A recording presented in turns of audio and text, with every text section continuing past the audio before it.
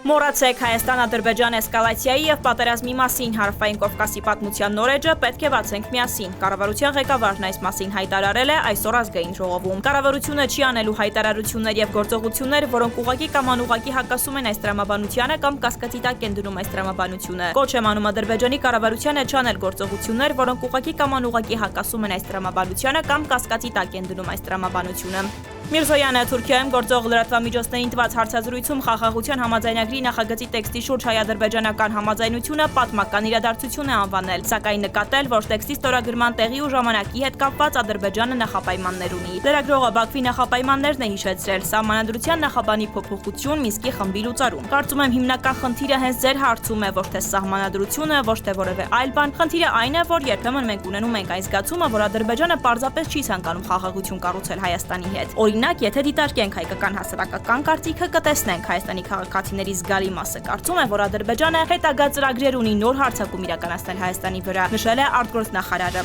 Այսօր Թբիլիսիում Վրաստանի, Հայաստանի եւ Ադրբեջանի արտաքին գործերի նախարարների նախաձեռնությամբ տեղի է ունեցել Հայաստանի, Ադրբեջանի եւ Վրաստանի միջև երկկողմ հանդիպում արտաքին գործերի նախարարների տեղակալների մակարդակով։ Կողմերը ողջունել են հարավկովկասյան 3 երկրների առաջին երկկողմ հանդիպումը եւ ընդգծել, որ 3 երկրներն ունեն միմյանց ինքնիշխանության եւ տարածքային ամբողջականության հանդեպ հարգանքի վրա հիմնված համագործակցության չիրացված ներուժ։ Համագործակցությունը կարող է խթանել ընդհանուր մարտահրավերների հասցեագրումն ու նպաստել հարավային Կովկասի երկարաժամկետ կայունության հաստատմանն ու արագընթաց զարգացմանը։